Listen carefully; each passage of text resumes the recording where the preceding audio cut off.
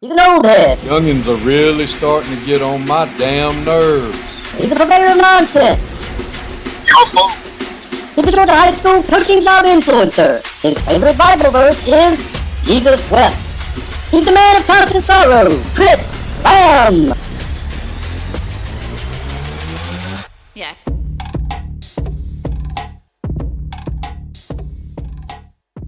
Welcome to Sun Coaches Podcast, and today I'm joined by newly named Coosa head coach, Geoff Cannon. Coach Cannon, thanks for being with me. Thank you, Coach. Glad to be here. Well, Coach, tell us a little bit about yourself, where you grew up and how you got started, all that kind of good stuff. Yes, sir. I am originally from Marietta, Georgia. Lived in one spot in East Cobb. 18 years, before I went to college. I graduated from Walton High School, and I played football my first 3 years for Robbie Robertson, who had come over from Wheeler, which was the old Canton Road gang rivalry. That was a huge rivalry back in the day. I don't know, just because all the schools in Cobb County, the proximity is just ridiculous. Being down in South Georgia for as long as I was, taking a 2 hour and 15-minute bus ride one way to play a region game. I grew up where, all your rivals and all the schools were just, 5-10 minutes from each other. And so I always thought that was interesting. But I played 3 years for Robbie Robertson, and then my senior year, a 32-year-old Ed Dudley got the job at Walton, and so I was able, thankfully so, to get 1 year. The first year that Ed Dudley was the head football coach at Walton High School was my senior year, and honestly, with summer workouts and then all the way through a football season. I only was really around him for 5 months. But then after that, I don't know, it was just something about it. Coach Dudley means a lot to me and has been a mentor of mine for decades. He's why I've become a football coach and why I'm a school teacher. And there's a bunch of other coaches too, really, that, in my experience growing up, that really laid a strong foundation for me, to want to do this. Now, it wasn't always like that, though. I'll tell you what, when I was a sophomore or junior in high school, I think to myself, man, teaching world geography or U.S. history and coaching football has got to be the best thing ever. And then, I thought that, just not really knowing how things worked, I just thought, well, maybe I ought to go get a different job, when I grow up, I can make some money, because those poor teachers aren't paid anything, and I just don't know how I'd survive. And, when I got to Auburn, I graduated from Walton in 1996. So it's a long time ago, feels like. When I got to Auburn, I had some opportunities to play. Coach Dudley had played at Rhodes College, and I had gone up there and had an opportunity. Swanee, Maryville, all those smaller Tennessee schools were really my only, Division III in the mid to 90s was about my only shot. Go into significant debt to be able to play college football. And so I honestly. Now, networking wise and seeing where God had me end up, in coaching football, it probably would have really helped me to have played. But at the time, too many of my friends that I had played with that were older than me that went to college, played college football, they ended up having such a negative experience. They came home or just, quit playing or whatever. And I'll be honest, Coach, I from the 6th grade to the 12th grade, football was really good to me. And I loved it. And I honestly had this conversation with my father. I remember I didn't want football to end on a bad note for myself. I wanted to always love it. Right. And, my parents are from Birmingham, and my dad was an Auburn graduate. I knew I was going to Auburn since I could, say War Eagle. And, my sister's a couple years older than me, and she was the first graduating class in the state of Georgia to get the Hope Scholarship. So she went to Georgia. And I remember my dad coming down to talk to me about college. He comes downstairs and he's like, now look, I need you to apply to Georgia. And I said, why? I'm not going. I was like, I said, tell you what, Dad, give me $50. That was the application fee. I was like, you just want to piss away $50. That's fine. Just give me $50 and we'll call it even. 'Cause I ain't going. And, I got waitlisted anyway. I did eventually get in, but, I came home from football practice on the first day of school in mid to late August in 1995 and got my acceptance letter to Auburn. And that was it, baby. It shifted to neutral, got out of that, and I'm a math guy. I'm in the weight room now, being the head football coach, but most of my career, I've been in the math classroom, but I'm getting out of that advanced algebra trig class, going into, computer math and statistics. Like I am coasting, and I get to Auburn and, my dad was like, well, is there anything you think you can do to like be involved, with football? And I was like, Dad, no. Like, there's just nothing that, I'm just going to go, I guess, just be a regular student, and play intramurals or something, hit softballs. I don't know. I didn't really have a clue what I was going to get to when I got to Auburn. I tell you what, though, I was pre-dental when I got there. Like I was going to be a dentist, man. I don't know. Like Hermie the elf on the Rudolph shows. Yeah. I mean, like I had no idea. I'm going to be a dentist. That's right. I remember going through, the orientation at Auburn's called Camp War Eagle. So I remember flipping through the course catalog because we had like this newspaper type catalog, and then you had to go line up, and then you picked up a telephone, and it was an automated system. Oh, so we had graduated from like filling out the note cards, right, and like waiting in line to see if the people at the registrar, can get. So Auburn was super advanced. In 1996. Tech. Oh yeah, that was high tech when you could do it on the phone. Yeah, press 1 if you want. Yeah. Oh my gosh, yeah, and then you're just denied. That's like denied. That's full. That class is closed. I mean, all this stuff, and I'm flipping through this course catalog to see like all the like science that I have to take, like the physics and the biology and all this stuff. And I was like, you know what? That's probably not really for me either. Yeah, let's look what this PE degree's got. Right. And so, interestingly enough, when I was 20 years old, May of 1998, my father, he's 47 years old. He died of a heart attack. Oh no. And so it was 2 weeks before, I was 2 weeks out till finals, and I missed a week. I mean, man, I had to go home, I had to go home and take care of my mom, my sister. I just had to look after some stuff.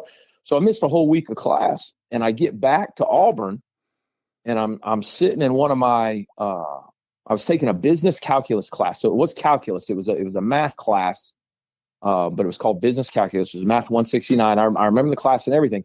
And I'm sitting there in the professor's office, and he's not giving me any wiggle room on the homework that I missed. No grace. So like he's giving me zeros, and I'm sitting in this man's office and I'm thinking, I'm going to jail. Because I'm going to kill this guy. Yeah. Like I'm getting in a fight with a professor. I was filled with so much emotion, right, and young rage. I mean, again, I was 20 years old, and I was saying, I'm going to jail.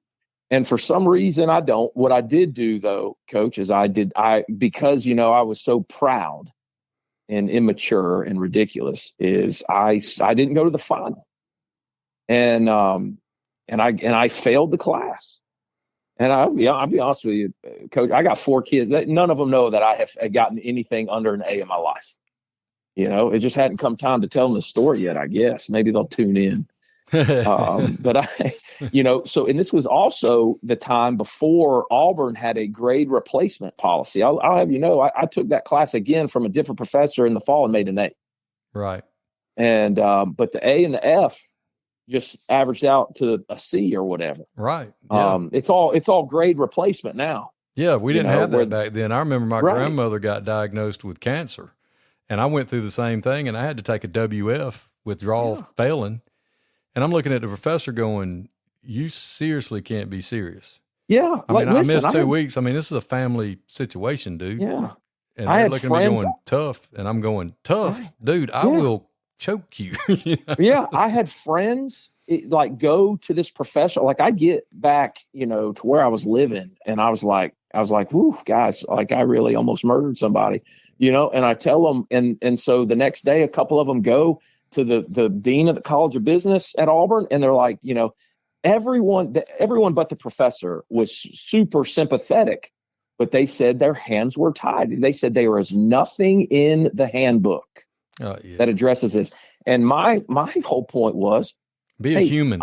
I'm not the first one that's had a parent die since 1856 when it was East Alabama Men's College. Right. Like there's just no way.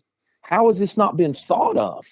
And they're just like, we just don't address it. And I'm like, well, you can address this F, I guess, that I'm about to get. and so that's really, it was interesting, but I'll be honest. So I got an accounting degree. I changed my major to accounting because my dad had an accounting degree from Auburn, So I was like, well, this clearly is what I'm going to do, because I was really, I was young. I was really, trying to relate. It was a sudden death. It was all very shocking. I mean, I'm 46, Coach Lamb, and my dad was 47 when he died. Like there's just something, I don't think that it doesn't appear to me for that I'm in that situation, but it certainly reminds me to hug my dang kids. Right. And my wife has been on me for, 21 years about heart health and regular checkups and things like that. And it's important. I think, my parents went to Berry High School in Birmingham, which is now Hoover. So my dad basically went to Hoover, but it was before it was Hoover. And he played for a guy named Bob Finley. And that guy was an absolute legend. And there's a Bob Finley Day in Alabama. Like he got a day. And that's how this legendary coach was. And interestingly enough, he became the head coach at Berry High School for my dad's senior year. I always thought that was neat because, I only had Coach Dudley for my senior year. But, dang, Bob Finley was cutting grass. He was cutting the game field, in the early 90s when he died of a heart attack cutting the grass. And I'm thinking, man, that's, at this point in my life, you can't cut grass anymore because they're all turf fields up here anyway. That's what I'm learning. But I mean, what a way to go. So you come out of Auburn. What was your first? So, I mean, you got an accounting degree. How did you end up in education? Right. Bunch of, nice genius that I am, right. Trying to just follow some things. So 2 weeks before graduation, I call Ed Dudley and I said, man, I've made a mistake. What do I do? I would like to pursue a career in education. And obviously along with that, I'd like to coach some football. And he said, man, go to the College of Education and see what they can do. He talked about the TAP program. He talked about alternative things, alternative ways of getting certified and all that. So I go into the College of Education. This is 2 weeks before graduation in 1996. And I'm sitting in there and I'm talking to a couple ladies in there. They were super nice. Now, they were a little tongue in cheek with me. Now they were like, I bet you want to just be a coach, and I'm like, ma'am, that might be a part of it. Yes, but I've made a mistake. What do I need to do? They pulled my transcripts and they said, basically, you've taken care of your core. You would have 2 more years of undergrad to just get your basic undergrad education. And I said, well, I had already been offered a job in Raleigh, North Carolina with Ferguson Enterprises. It's wholesale, like pipes, valves, fittings, and stuff like that. And so I said, thank you for your time. That ain't happening. And I graduated and moved to Raleigh, North Carolina, and just me and my dog. And I worked for Ferguson Enterprises for 2 years. And I was a controller and a credit manager for them. And basically in Raleigh, I was just supposed to train, because it was like a $50 or $60 million branch. It was one of their bigger branches. So you're supposed to train there, and then they ship you off to like Johnson City, Tennessee or something, right? They send you to a really small place and a small branch, kind of get your own. But during that process, the guy that was training me transferred to like mergers and acquisitions, and they ended up offering me the job. So I took it. And so I was this controller at this huge branch, and I got a really nice pay raise to do it. And, I got to be honest, the whole time I was absolutely miserable. Now, pretty easy looking back. I wasn't going to church, and I was way outside of God's will. I wasn't even asking God if I was even remotely in the wheelhouse. That's kind of, and that was out of character for me. I came to know the Lord at 14 years old at Camp Walton. So it was a couple weeks before school started, my 9th grade year. And Coach Robertson had always took the team off, for a week. And we were in, Fort Bluff, Tennessee at this camp. And apparently we got a discount at the camp if the guy could preach to us every night. This guy's name was Mike Crane. And he would come every night, and he was like this martial artist. So he would like be blindfolded and pop water balloons with a dart gun on a coach's head and stuff. It was just wild, man. And he sliced a watermelon, on our O lineman's, stomach blindfold, and all this kind of cool stuff. Like Ninja Jesus. Yeah, it was awesome, dude. And honestly, I wasn't raised in a Christian home. My parents were outstanding humans. They loved each other, and they loved me and my sister. So you can't beat how I was brought up. You just absolutely can't beat it. And but what was missing was that it just wasn't something that we did. And 14 years old, I heard the gospel, and it was the first time I'd ever heard it in my life. I know it wasn't, but it sure felt like it was. And I made a life changing decision, changed my life forever. But fast forward to 22, and being fresh out of college, and thinking that I've got to take care of all these things on my own, and that I'm grown, and there's nothing left for me to learn. I've just got to go to this job every day and try to make money. And I was making outstanding money for a 22-year-old fresh out of school. And, but I was miserable. And so so miserable that I couldn't sleep Sunday night, because I just had so much dread about the week to come. And I'd be in the shower in the mornings, man, thinking, man, if I could just slip and break my leg, I wouldn't have to go to work, man. And that's really good. No. And that's real though. Like I was that just not in tune with what I was supposed to be doing. And, so what my body does when I do that, my body will shut off. So I can work really hard, not take care of myself for a long time, but there is an end. It does get to empty. And when that happens, I get sick. I'll get ill. Now this hasn't happened in years and years and years, but I'll get sick, and that's what happens. So I'm like 23 years old. I'm in North Carolina, and I'm just like deadly ill. Like somebody from work's got to come take me to to the hospital and say, well, it's viral. Well, it's this, it's that, or whatever. I just knew that I was just at my wit's end. And I had heard that my high school principal, a guy named John Flatt, was opening a new school back home in Cobb County. And so I called him, and I said, Mr. Flatt, and he was friends with my dad. My dad was involved, in the booster club and stuff like that at the school with the Walton Facilities Foundation and stuff. And so, he had known my dad. I called Mr. Flatt, and I say, look, I'm not where I'm supposed to be. I'm not doing what I'm supposed to be doing. My mother was not doing super well. My sister, who, I finished my sophomore year at Auburn 2 weeks after my dad died. My sister had to graduate from Georgia that week. And she moved to Japan.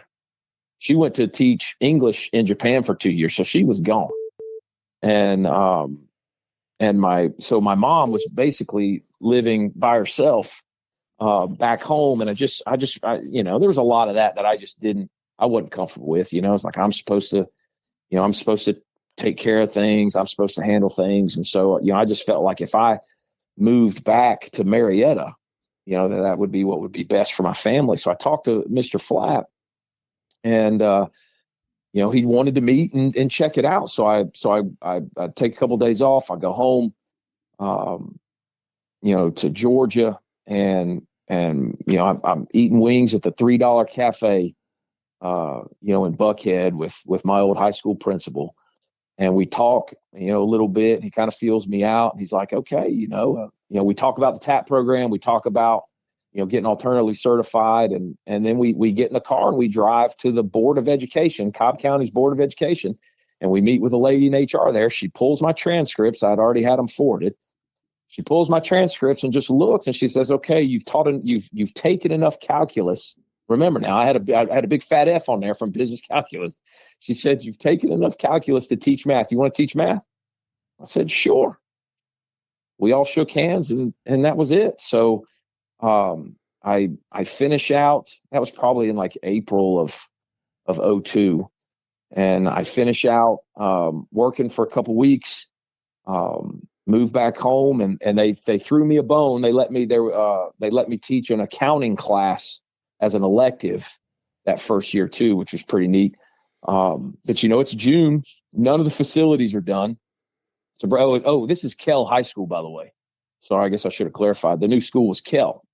So that's where I got my first job and really got my start. And Greg Vandergriff, who's, just had, tons of success and is doing a great job at Prince Avenue, was the head football coach. And so what Mr. Flatt had told me to do was like, look, none of our facilities are up and running yet. So the team is doing summer workouts at this elementary school, and it's all body weight stuff. There's no equipment, there's nothing. And he's like, here's when they meet. You need to go and just introduce yourself. Now, interestingly enough, one of my other football coaches at Walton, who was the head baseball coach, Dennis Jordan, and I think he finished up at North Paulden. Just legendary baseball coach in the metro area. Guy's outstanding. He was on staff too at Kell, and he's actually he was the first human being ever to call me Coach Cannon.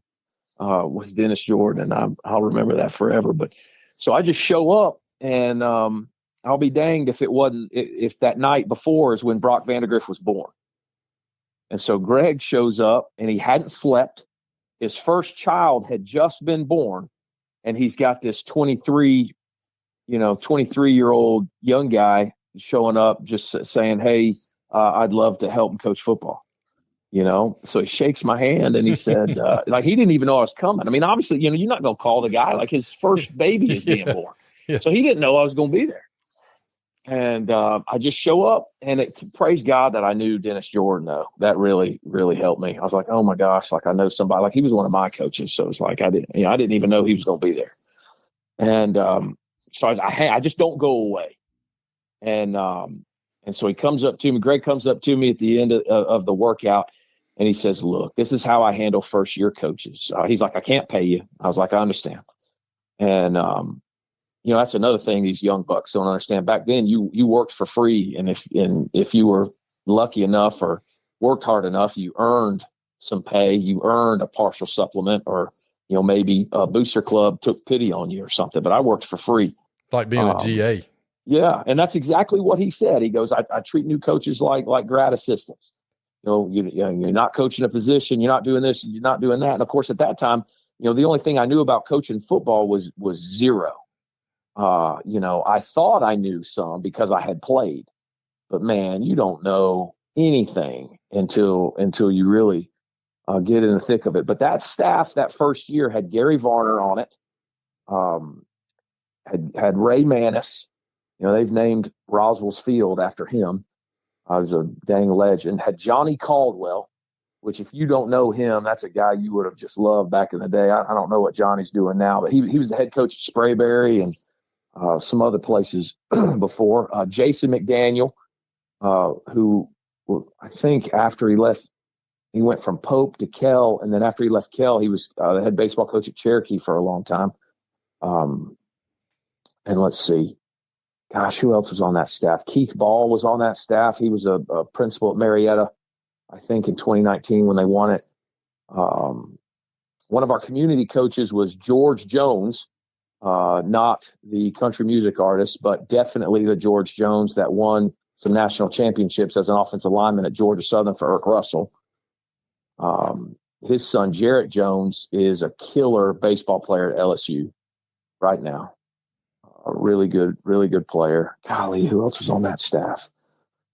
Theron Cooper was on that staff. Gosh, it's hard to remember now.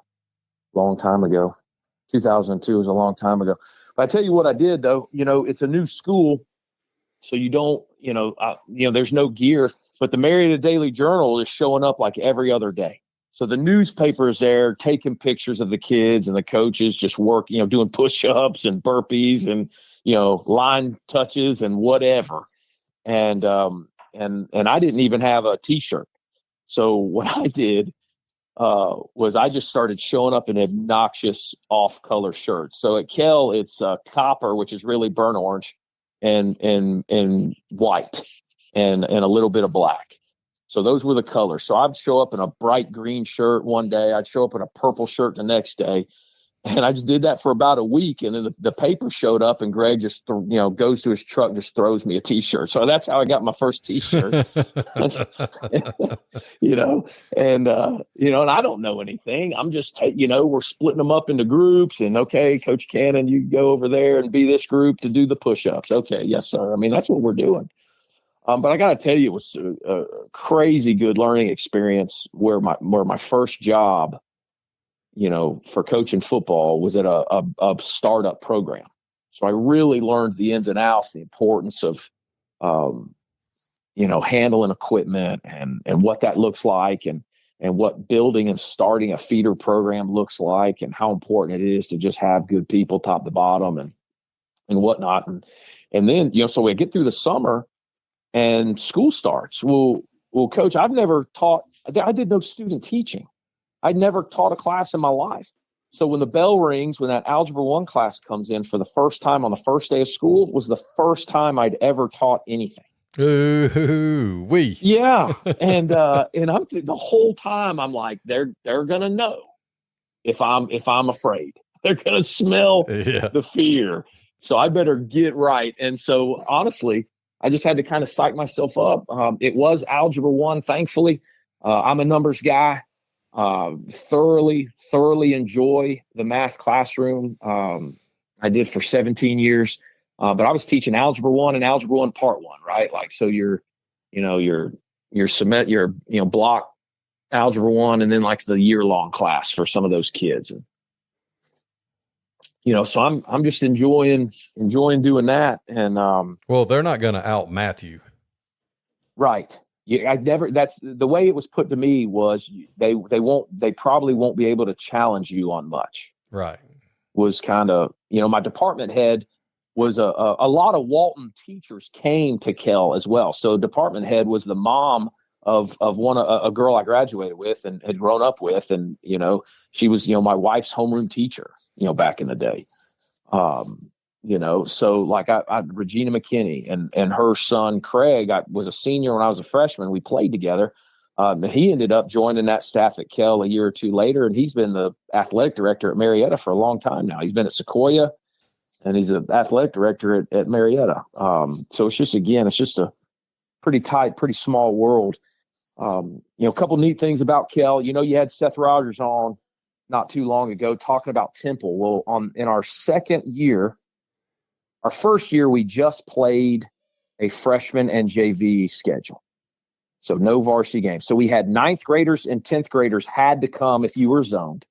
11th graders could choose to come. So we had about 4 to 450 in the freshman class and 4 to 450 in the sophomore class, but we had 151 juniors. And I remember that because those jokers chose to come. And I got to tell you, they weren't the best clientele of the school that they were already at. So we had a lot of kids that were getting their 5th and 6th chance at high school. coming in, and, man, and I was that young teacher, really willing to wade in there, during the fights and break them up and stuff like that. I learned early that you do not involve yourself when the females are fighting. Yeah, let them get tired. Well, the boys don't want to fight. No. So when you get in there, and break them up, they're hold me back, hold me back. Yeah. The girls will absolutely gouge your eyeballs out. Absolutely. So I learned early. They put me in a corner classroom where the bus lanes came in. So the school would get flooded in the morning with the kids coming off the bus. And I got to tell you, my first semester ever doing it, man, there many a days those double doors busted open, with people fighting. Mm-hmm. And Kell is a great school, and it is now, and it was then. But those growing pains that first year, trying to, set the standard, in the hallway and the behavior and stuff like that, it was crazy. And I can't remember if it was that summer or the next. It was my only AFCA clinic experience, and that was absolutely wild. It was in New Orleans, which I don't suggest for any clinic location. And I'm the young guy, and I'm in the back of an SUV or something. We're in New Orleans, and there's another head coach. I mean, we're packed. There's people everywhere, and there's another head coach from a school close by. I won't name it. He's still the head coach there. It's in the northern part of Cobb County. And me and him are in the back with like the window down, the SUV, and Dennis Franchione's walking on the sidewalk, and this coach is just hanging out the back. And we are stone cold sober, by the way. And Dennis Franchione hadn't coached a game for Alabama now. And this coach is just yelling his name like, Coach Franchione, I know you see me, Dennis. And I'm thinking, what have I got? I mean, I was an accountant not too long ago. Like, what did I just get myself into? And that night, I'm standing at the craps table with Barry Alvarez, Houston Nutt, and Tommy Tuberville. Oh, yeah. And I'm thinking, this is outstanding. I don't know I don't even want to bother. Tommy Tuberville's telling me, he was a GA at Miami, and when he was like 38 or something, or 40, I can't remember. He's like, I kind of got a late start. I was like, okay, pretty cool, War Eagle, man. I'm fired up to see him out and about, and that was whatever year it was. I can't remember, but it's when Ohio State, it's when Jim Tressel and Ohio State and Miami, Larry Coker and Miami played for the national title. And both of them spoke like the next day at this AFCA convention. And it was fascinating, man. I'll stick to my local Nike Coach of the Years and Glazier clinics, man. Those big time convention ones are crazy. And of course, I didn't know any better being so young, and then seeing all these coaches and trying to, get to know the guys on staff and things like that. I didn't know any better. Now, I did learn some valuable lessons during that time. When you got a guy like Ray Manis around and Gary Varner and, these guys that, Ray Manis was already a legend. Gary Varner, became one with, what he did at Allatoona for all those years. But, a bunch of times, Ray Manis would put his arm around me at practice and say, no, Geoff, hey, you need to think about doing it this way, and that kind of stuff lasts forever. I also knew that I needed to wait to be invited, to the conference table. I would sit in a chair against the wall. I knew my role. I knew I did not coach a position. I didn't coordinate anything but the water and the equipment, bag. And I even screwed that up some too, man. We got to Sprayberry for a JV game one Thursday afternoon, and my one job was to bring the footballs. Guess what we didn't have? Footballs. The footballs. If there's a mistake, Coach, if there's a mistake to be made, I made it that year.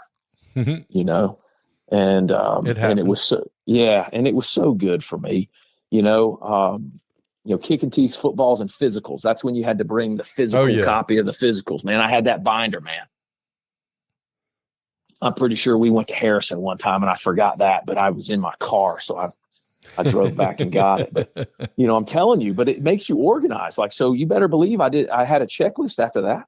Oh yeah. I mean, and we didn't have, I think I had a flip phone maybe, right? Like it wasn't like we had these smartphones where you've got, you're putting in these notes or whatever, but no, I had an Excel spreadsheet, checklist after that. And it really helped me get organized. And, we would do some things over the summer, to take attendance. Well, that was my job. Well, so I had to build, no one gave me anything. I had to build the spreadsheet, and build the roster and do these things just to try to help. Well, and that's one of the best things about those old heads is when they gave us something to do, they didn't really care how we did it. That's right. Just go do it. So we don't have to do it. That's right. And it made you develop your own system. Yeah. They didn't care. Hey, it's like, great idea. You're in charge. Yeah. Congratulations. You are now the all-time You're in charge. Roll call guy. Now, right. I don't have to worry about that. That's right. Go. Run with it. And that's so important. And being a head coach now is so important that, when guys are just taking things off your plate, good Lord, it's so helpful. Yeah. And, they're not, and again, I am crazy OCD. So, you and Tracy Malone talk about your clothes hanging. Mine's by color too, but also by sleeve length. Yeah. Man. I've got a top. My top is the top of my closet is short sleeve. The bottom is long sleeve. Mm-hmm. And it's same color. Yeah. That first year we do freshman and JV ball. And then that second year we do a non-region varsity schedule. Peachtree Ridge was new and Monday's Mill was new. So we played both of them twice. We ended up going 8-2. We beat Peachtree Ridge once. They beat us once. We beat Monday's Mill once and they beat us once. And we ended up going 8-2. That was pretty fun. But one of those trips was to Temple High School. And I was on Friday nights, I was in the box. I did not have, and for a lot of those, games, I didn't have a headset. I was in the box without a headset, so I'm just charting. And if somebody that's got a headset on has a question, by God, I better have an answer. Right. And, my experience at Temple, that was my first experience of like an outstanding, like hospitality room in the press box. Yes. Sir. I mean, I was eating chicken wings. I was eating pizza. I was drinking cold Coca-Colas. I was like, is this what this is like? Like, this is amazing. And I didn't even know like people did that, but we get out of Cobb County and go all the way to Temple and there we are. And I'll be danged if we didn't win the game 14-7, behind 2 toss sweep touchdowns by a 9th grade Jonathan Dwyer. He ended up being pretty good. Yeah, he wasn't bad. Yeah, and so that was a lot of fun.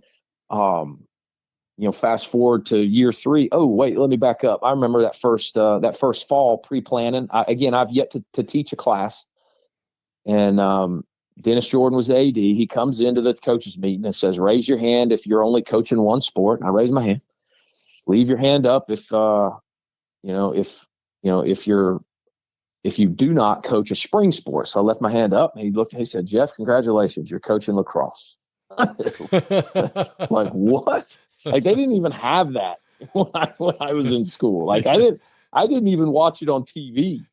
Like, I couldn't, like, I had no idea. And thankfully I was like the boys' assistant. And I got to tell you, it was a fun game, but man, you're just, rules clinics, like watching, there wasn't like a bunch of YouTube videos. Like, you had to get DVDs, you had to get VHS tapes to watch to try to learn how to coach and play lacrosse. It was wild.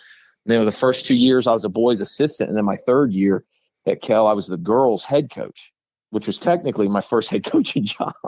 If you don't count the ninth grade, I was like the 9th grade, head football coach and the head girls lacrosse coach, which is crazy for 2 reasons. Number one, coaches girls is entirely different. And that was a first experience for me. And then number 2, the girls lacrosse game is not even anywhere near what the boys game is like. And so I had to learn a bunch of new stuff. It was wild. So where'd you go after Kell? Well, so on a Tuesday of week 1 going into year 3, we're playing North Cobb. It's going to be our first year playing a region schedule. And they come in and clean house. They ended up firing John Flatt, our principal. They let Greg go. They let Dennis Jordan go. And it was just wild, man. And they named an interim head coach, and we went over to North Cobb that Friday night and we won. I can't believe it. We ended up going 3-7, but we won that first one, losing our head football coach on that Tuesday. Real testament to Gary Varner in calling the offense, and had some Troy Peterson calling the defense. I mean, he was a longtime defense coordinator for Gary at Allatoona, and Kirk Cross is the guy they named as the interim. But that was just crazy, and I got to tell you, it rubbed me wrong. All the stuff that went down and the way they did it, it really made me bitter towards Cobb County, which is, where I grew up, where I went to school. I thought I'd be there forever, Coach, right? I mean, if I go anywhere, maybe I'll go to Walton and get a chance to coach for Ed, right? I mean, that's all I'm thinking. And I'm after they treated those people that I cared about poorly, I was leaving. And I interviewed at Pope, which is still in Cobb, and I didn't want to go there. I interviewed at Cherokee, which I thought could have been good. I interviewed at Roswell. That's where Gary went. Gary went to work for Tim McFarland to be the OC at Roswell and wanted me to come with him. I interviewed over there and was offered the job and ended up not going. I got married in 2003. And I'd met my wife, Jessica, at Auburn, but she had gone to Walton as well. She was just a couple years younger than me, and I didn't know her in high school, but we met at Auburn, and of course didn't date till 5 years later, all that stuff. But her family is from Brunswick, Georgia. And her grandfather had been on the Glynn County school board for like 17 years back in the 80s and 90s. And so this is 05, May of 05. Well, back at like clinic season after the fall of 04 football season, I applied at Roswell, applied at Cherokee, applied at Pope. And then I promised her that I would look into, a school down there in Brunswick. And there's Glynn Academy and Brunswick High. And, Glynn Academy is everybody knows it now, right? With as famous as Rocky Hidalgo is. And so I go down there and interview with the principal, and there's a math opening. But I got all that set up because of a Glazier clinic in Atlanta. I'm sitting in the back. Rob Ridings has been the head football coach for one season at Glynn Academy. He's sitting in the front row of a wing T clinic. And I'm sitting in the back waiting for him to walk out. And I just stop him and introduce myself. And, next thing you know, I'm an offensive line coach at Glynn Academy High School in the fall of 05, and I moved to Brunswick. And so I stayed at Kell for 3 years, and I ended up being at Glynn with Rob for 8 years. And it was crazy. Lots of fun. Some tough times, a lot of, St. Simon's Island, Sea Island, if you're Jekyll Island, if you're going to public school, you're zoned for Glynn Academy, but so are 6 of the 8 government housing projects. It's the craziest mix of socioeconomic young people that I've ever been around in my life. And what we learned is that the kids got along great. They all thought that you owed them something. All of them, whether they were rich or poor or whatever. And, just like at any place, there's some outstanding kids and some ones that are, that you really need to set the tone from. We started a family, and, being a teacher, a lot of kids ruin some great baby names for you. I can't name my kid that. I had 3 Daniels, and they were all turds, just stuff like that, and there were some fun experiences. At Glynn Academy, they hadn't had much success in a couple years previous before Rob getting there. And then 7 out of the 8 years that I was there with Rob were playoff years. And, let's see. And the year we didn't make it, Coach, we went 7-3, and it was probably our best team, and we just lost the wrong ones. And, those were those were some pretty good times. I got to tell you though, my mother, she was still alive back then. Came down. She was a preschool teacher for 33 years. So she would her and my wife would decorate my classrooms, right? Like I wasn't doing that. I had a pretty bland, pretty boring math classroom when you looked at the walls. But I got to tell you, I loved teaching it. And, I've had a lot of kids tell me, Coach, I've never liked math, but I enjoyed coming to your class. That meant a lot to me. But, about 3 weeks into my first semester at Glynn Academy, the math building got struck by lightning and burned to the ground. Oh, my God. Yeah. So I pulled up. I normally got to school. I didn't have any kids then, so I pulled in at 5:45. Rob was one of those, it didn't matter, if you were teaching an EOC class, your planning period was spent in the equipment room doing laundry and getting things right. And that's just how that was. He had worked for Luther Welsh for a long time, and by golly, we were going to work hard. We were going to burn the midnight oil, and we were going to work. And so I would get to school super early to just make sure my classes are planned well. And there's Glynn Academy had 10 buildings. It's an open campus. So I had a stack of Powerade towels, for when it rains. These poor kids would come into my class just soaked to the bone. But yeah, we had a math building and it burned down. That was crazy. I sent a fireman into my classroom for two things: my wedding picture of my wife and I on our wedding day, and a CD-ROM that was stuck in the tower of my computer that had my entire mathematics life on it. So I was like, listen, you gotta make it out with that, or I'm just screwed. And if you can't get the wedding picture, it's okay. I got more of those, but I gotta have. Yeah, I really need that CD, man. Yeah. That CD-ROM. But I got to tell you, life at Glynn Academy. My third year at Kell, I did get a stipend. My second year at Kell, a nice booster learned that I was working for free and wrote me a $400 check. So I made $400 my second year coaching. I did get a coaching stipend my third year. And then, I was coaching receivers and whatnot. Cause we had to shuffle a lot of things around when they let Greg go. But at Glynn Academy, I was, varsity offensive line and, just getting after it and, really enjoying that time there. We did get to take a trip up. We had a lot of long journeys for first round playoff games. And we'd go to Northside Warner Robins a couple times. And, somebody asked if Auburn, got lost, their bus got lost or something. When we'd watch these cats run out of the run through, be like, oh my God. Yeah. Coach Nix made that decision. Yes, Lord. And, we went up one year. I can't remember which year, but you might know, cause I think you were in the area, but we had to play at Creekside. And their quarterback was Eric Berry. Yeah, that would have been 05. Yeah, so definitely one of the best kids I've ever seen play the game. Now, what was awesome about that football game is we take the opening kickoff, we drive it down and score, kick the extra point at 7-0. We kick off, they fumble it. We fall on it at the 7. Our running back gets concussed on third and goal. So he's out. I'm thinking, that's not too good. We snap it, hold it, kick it, and we're up 10-0 with about 6 minutes to go. And they've just taken the one snap. They've just, they fumbled their first play. We kick it off again. Coach, they screw around and it's 1st and 10 for them on the -4. And Eric Berry trots out there and runs midline. For 96 yards. Yeah, I saw that the first play when they played us too. So don't feel bad.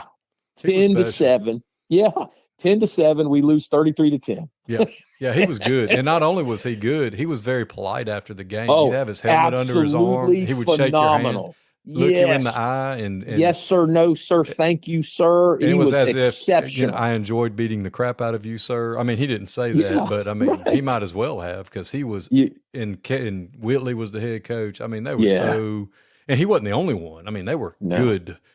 They were. And he was he was one of the best I've ever coached against. Yeah, no doubt. And so we took that tail whip, and that was pretty fun. Yeah, he was a dude. He double read the midline the first play against us. Ooh. He saw it was a pull, and he saw the linebacker, instead of sitting where he was supposed to, smoke the dive too, and went, "Don't mind me, deuces to the house." See ya. And we had a kid, Antonio Frederick, ended up playing at Eastern Kentucky, an exceptional football player, inside linebacker, and he had the angle on him. And that play, he had the angle on him, and we just watched him run right by him and run away from him. We couldn't believe it. We're like, "Oh my gosh, it's going to be a long night," and it was, and a long ride back to the coast. Yeah, he was good. Yeah. The only other really crazy part, and when I was coaching track at Glynn Academy too, and that's where I met Kevin W. Stevenson. My guy. Yeah, so he was coaching. He was working at Risley, which was the alternative school, and at the time, and coaching track at Brunswick. So that was my first introduction to Kevin W. And then when he was in Waycross and I was at Brantley, I got to talk to him a lot more, but that was pretty fun. The only other really crazy thing that happened at Glynn Academy, now there was 1,000 things, but this one, this is a story that even, I haven't told my children, because my wife was pregnant with my first son. And my job for pre-practice and whatnot was to stay in the locker room and run everyone out. And so 100% of the coaches are out on the practice field. I'm back in the coach's locker room. This building has been demolished. It doesn't exist anymore, but I'm back in the coach's locker room, which was attached to the freshman locker room. And then there was a long hallway where the showers and bathrooms were. And then it was the main locker room, which was also attached then through to the weight room. And I just hear a commotion. And Coach, I come out of that coach's locker room and I look way down this long hall, and that locker room is slammed full with people. And I'm like, well, this isn't good. There's a lot of hollering. And I run up to basically the back of it, and there's at least 3 or 4 camcorders. But you weren't video nothing with your phone back then, but these kids had camcorders out and they were filming, and there was a fight going on in the locker room. And it turns out that one of our kids, who will remain nameless, he was from across the street in Glenvilla, and he would go to the St. Simon's Island in the summertime and box and fight. And old boy didn't lose. And he apparently, there was another group of people that were not from the island, that were from Brunswick, and they were on the island that night. And he ends up beating up this guy and ends up being like a gang leader. And so what they had done, I found out later through all the police reports, is what they had done is they had the alternative school got out at 2:00, and it was way down Albany Street, and they would get out at 2:00, and we didn't get out till 3:15. So all these 200 kids that were in alt school would walk down the street and wait across the street from Glynn Academy for school to get out. And so there were 8 or 9 police cars when the bell rang at the end of school every single day, until they changed that. And it was pretty wise of Glynn County to finally change that. But so it was wild, man. Like it was a rough area for a little while. And so fight club going on. Yeah. And so what turned out that they had stationed people, just like a random student with a backpack that looked innocent at 2 of the exits of the locker room. And when the last coach was out, they kind of just held the door, and in flooded at least 50 people. And so I'm at the back of it, and they're fighting. And I also learned that, pre-practice, we had every skill kid out, but most of our linemen were still in the locker room. And the guy came in, and he had a gun, he had a pistol in his waistband. And he walked around the locker room holding his shirt up, and he said very calmly and very nicely, "Hey, I have a gun. Do not get involved." And so you've got 9th grade offensive linemen that are, about to cry, and you just got kids that are scared to death. And this kid ends up getting in a fight with the other kid. And by the time I got there, very wisely, they had backed my guy into a locker, and he had grabbed a helmet and started using that. And so the fight was coming to an end in our guy's favor, but that doesn't mean it would have ended well for anybody. And so the only thing I knew to do, Coach, was to blow my whistle and get everybody out there. I start blowing my whistle like an insane person, screaming at the top of my lungs for everybody to get out. They clear a path. I get up to the front, and the biggest human being that was not on our football team that was in that room. He's huge. I mean, I'm looking up to the back of his head. And Coach, my dad taught me since I can remember, hit first and hit him as hard as you can. And I will admit, as a 46-year-old grown man, that I hit this person from behind. It was absolutely a cheap shot. But from what I come to learn out, I might have been killed. So I hit him in the temple as hard as I could, and he dropped. And after that, everybody ran out the door. And so once everybody was kind of settled, I call 911. We get our SROs are running, coaches are running in, and it was a panic for like an hour, man. Like, we've got kids getting into their cars to go get their guns, Coach. I had one kid ended up being a sensational football player. He's really good friends with Darius Slay and all those guys over at Brantley. These are kids that I coached in track, and and he's like, Coach, I'm going to get my AK. And it's like, son, you're not. You're going to football practice. Like, we got to talk about this. Like, you've got to be able to make a decision that won't, change your life forever, man, by going to, like, it was a crazy thing. So basically, our locker room got raided by a gang, and I was the only dang adult, in the building at the time. And it was just insane, man. Like, I was shook for a while. I had to go home that night and tell my wife that happened. She's pregnant, and I'm thinking, like, she gonna make me quit. What are we doing?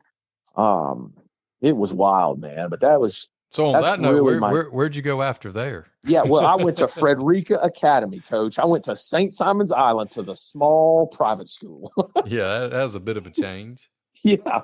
So I applied for they had started a football program, and 3-4 years in, their coach resigned, and I applied for the job, and it was that was my first head coaching interview process, and I ended up a finalist with Brandon Derrick, who was our offense coordinator, who was also the defense coordinator on that Temple team back when we took that Kell group over there, which was odd. But anyway, he was our offensive coordinator. I had worked with him for 4 years at Glynn Academy, and he had been a head coach in Tennessee. And so I remember the headmaster called me and said, look, we are offering Brandon Derrick the job, but what will it take for you to come? And that's, so they liked me enough to want me to still, take a job there. And, with private schools in the church league, sometimes, you can ask for things that you can't at a public school. And so, they made it worth my while for my children to be able to go there. This time, all 3 boys have been born. I've got 3 boys and then a little girl. She's a lot younger. She didn't come till later. But so Kirkland, Charlie, and Philip have been born. And so a big part of my desire, after my locker room experience there, a big part of my desire going over to Frederica was that so my children could get that kind of education. And so they made it worth my while. So I ended up going over there with Brandon, and I was offense coordinator and, assistant head coach and whatnot. But in the 4 years that we spent at Frederica were awesome. But I got to tell you, I'm walking into a classroom of 9 kids for AP statistics, and I'm like the 6th smartest kid in the room. They were really smart. And but that's fun too. I mean, that is fun. Yeah. No, I mean, really, I'm not being sarcastic. That's fun too when you have kids that are intelligent. Yeah. So I'd have to go home every night and do AP stat homework. Yeah. man, because they could challenge me. Yeah, you don't want to sit up there and not have an answer.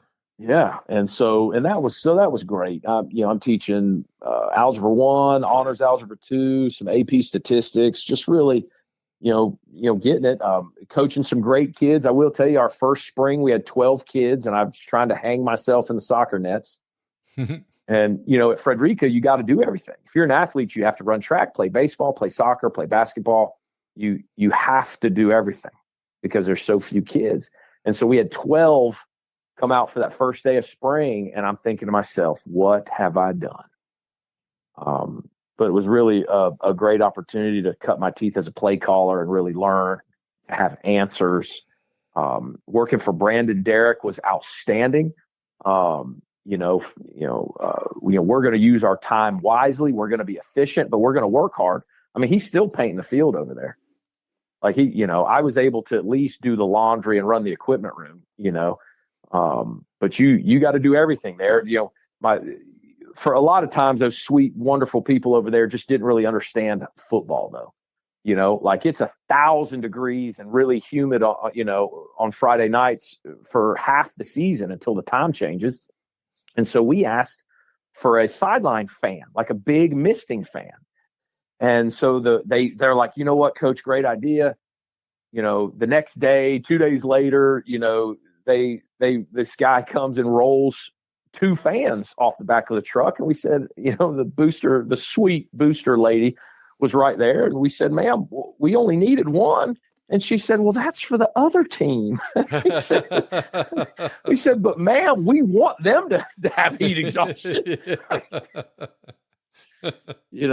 Just crazy.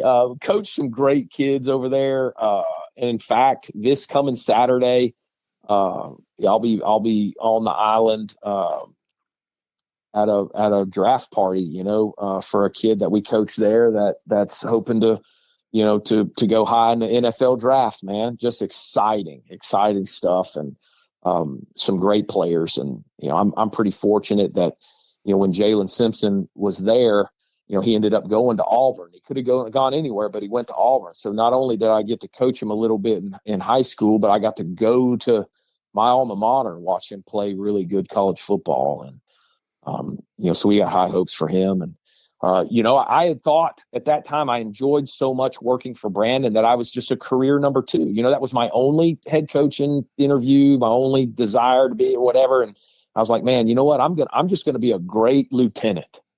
I'm going to, take things off his plate. I'm going to help him, with culture. I'm going to help him manage, the team and things like that. And I just thought that was going to be it. But I got to tell you, for some reason, going into year 4 and then after season 4, I just felt that, that I was supposed to take another crack at being a head coach. And so I applied for a couple other jobs, got an interview at one and made it all the way to where the superintendent has taken me and my wife and my children around the elementary schools, and ended up not getting that one too. And I, of course, was disappointed, but it turned out, that, the guy they hire is doing such a great job, and it really, fits him and his family. It might not have been the best fit for me. And, what they told me was, Coach, we love you, but, we don't think we can hire a GISA coordinator that's never been a head coach. And I said, I understand that. So I looked for some math openings, and I'll be danged if there's an Algebra 2 / AP statistics job at Allatoona High School back in Cobb, where Gary Varner's the head coach. And I called my friend Gary, and he said, I know I've got this opening, but never in a million years would I thought you'd leave down there. And I'm just like, look, I'm telling you, I need to get back into the 6A GHSA football. So I go up there. I move my family, and this is really the first big move. So Jessica and I moved down to Brunswick, but it was just us. All my children were born in Brunswick. We got Ella. She was a little itty bitty baby when we made the decision to move to Cobb, and we ended up living in East Paulding in Dallas, which was really, really close to Allatoona. Allatoona sits on the Paulding-Cobb border, and so that was the first big move for everybody. Move everybody up there, And, I become the first running backs coach in the history of Allatoona football to not have a 1,000-yard rusher. Attaboy. So that was awesome. Real talented running back room. We had a kid. We played 13 games. Gary told me it was a rebuilding year, and we made it to the quarterfinals and really thought we should have beat Tucker. But just coached in some great games. We were the only team to play Justin Fields and Trevor Lawrence that year, and that was their senior year. So that was 2 of those 4 losses. But man, that was fun to watch them play too. And we had a good year, and I enjoyed the school and the principal and the AD. But December comes, and I get a call from a buddy of mine back down to South Georgia that Brantley County had come open. Now, a lot of people, don't know, where Brantley is, but it's the county in between Glynn and Ware on Highway 82. And when you take Highway 82 to Waycross or to Brunswick, the school sits on 82. So you drive right past it. And I knew all about Brantley. At Frederica, we had done some 7-on-7 stuff there. And some summer things with them. So I was very familiar with the area and obviously being from there. In fact, Sean Pender years ago had offered me an O-line job there, and my wife was pregnant with my second son, and I didn't want to be 45 minutes away, from the hospital. And that really was the only reason I didn't go. But God had plans for me to end up there anyway. And, I spent a semester at Allatoona. That's what's crazy. I was listening to Coach Frazier talk about all his houses. For 12 years, we lived in the same house in Brunswick, and it was only 2 schools. But once I moved up to Allatoona, and then we moved back down to South Georgia, gosh, it feels like we've moved 100 times since then. But, I interviewed at Brantley and got the job. And I got to tell you, driving down there from Allatoona, it was a freezing cold rain. And I get a flat tire on I-16 in the middle of nowhere. And I've got the back of I was driving a Honda Pilot at the time, and these 18-wheelers are just driving by at 70 miles an hour, pushing this freezing cold rain into the back of my car and onto me while I'm trying to change his tire. And but I make it, and I make it to the interview the next morning on a spare. And, really enjoyed I'd gotten to the point there to where I really enjoyed the interview process because I liked being able to communicate what I stood for. And I liked to be able to, to tell people who I was. I didn't want to tell them, this is, a good nugget for those young guys, but, you don't want to tell them what they want to hear. Because then if they do hire you, you've sold them a bill of goods that you can't deliver on because it's not who you are,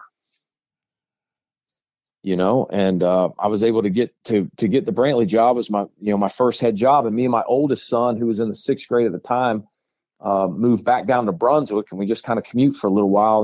Then my wonderful wife and my other 3 children come down over the summer, move back down over the summer and we get rolling. Spent 6 good years at Brantley. Wouldn't trade it for anything. It's hard to win there.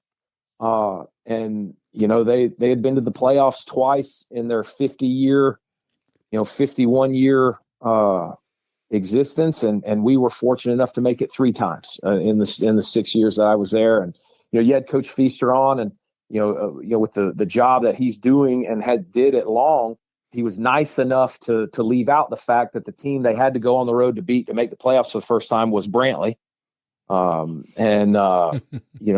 ended up going 3-7 that year, but was able to make it, to the playoffs. And, our reward was to go play Liberty, who was averaging 50 points a game, and we ended up scoring a touchdown as time expired to get within 2, and they stopped us on the 2-point conversion. And we feel like if we'd have gotten that we had them, and we'd have, they should have beat us by 50. Just crazy stuff, man. And, that same year that we went 3-7, or ended up 3-8, I guess. So it was 3 years ago. Tatnall, was supposed to beat us by 34, and we ended up beating them 13-10, and it was the largest max preps point differential bust, in the state that year. And really, Brantley is just going to have hardworking kids, hard-nosed kids. Kevin W. Stevens is telling the stories about, Contrail, not being able to swim and getting stuck at the river. Buddy, I didn't coach any Contrails my 6 years at Brantley. And, but absolutely coached some great kids. Jalen Williams, my first year there, Jalen Williams, who's the winningest basketball player in Auburn University history, was a really special, once in a lifetime, player at Brantley County High School. And, he was basketball only. And he decided to come out and play football his senior year, which was my first year. And he was caught a handful of touchdown passes and was an all region, first team all region wide receiver, and, you got to try to, throw it to the 6'7" kid, right? He's every bit of 6'8" now, but he was 6'7" back then. That makes that call pretty easy. No doubt. We had a quarterback that could overthrow him though. For the life of me. So you got the opportunity now to head up back to North Georgia, and you're just recently named, not recently now, it's been a few months, but you're at Coosa in Rome. Yep. And, so I guess my first week was like January 22nd. So I was up here, and I've kind of done it again. I came up here by myself this time, but I just stay up here during the weekends and drive 6 hours home, or I stay up here during the week and drive home to Brantley. My oldest son's a senior. He's fixing to graduate. Him and my middle son are on the baseball team. They're in the playoffs. I mean, just trying to get down there and watch them play. And Kirkland, my oldest son's got a lot of stuff that, the honors night and all these things. And, he's a Heron for life, and that's the way he likes it. And we're real thankful for Brantley and all the things they did for us, and wouldn't trade it for anything. But, it's just, it's funny. Sometimes you just feel that you've taken it as far as you can take it. It was just time for me to put it down and for someone else to pick it up and to breathe some life into the program down there. And, so I knew I just had the feeling that, we were finished there. And, so I interviewed at some places, all of which happened to be in North Georgia. And Coosa just seemed to be just an outstanding fit. There's some similarities here, down in Brantley. And then there's some things that are different. The facilities here, we're not in the new field house yet, but they're almost done with it. They're redoing the track, the field, lights, all kinds of stuff. The county's made an investment, so it's pretty exciting. And I'm glad to be here, Coach, and I've been here since the mid or end of January, and trying to build relationships with kids, and I'm in the weight room and just trying to love on them and get to know them, and build some linemen, and try to teach a little bit of football and have some fun. Well, that's awesome, Coach. And I know you're going to get that place going there, just like you've done everywhere you've been. What a freaking story. I mean, going from unpaid GA at Kell to breaking up gang fight in Glynn, to Frederica Academy, to the Nahana Nightmares that are the Blue Herons. Yeah. To Coosa, man. That's man, what a journey so far, and it's going to be awesome to watch you work the Lord's will up there in Rome. I sure hope so. I just would really like for my family to get up here, but I understand we got a house to sell in a terrible market, and we've got to try to find a place to live. It's those little things, man. But, the coaches up here and the teachers, and, just getting a staff hired, those are the things that, just rowing the boat and, just trying to get it all figured out, man. I wouldn't trade it for anything. Well, that's awesome. Well, Coach, I appreciate you being on with us. And if there's anything I can ever do for you, just reach out and let me know. Same to you, Coach. Thank you.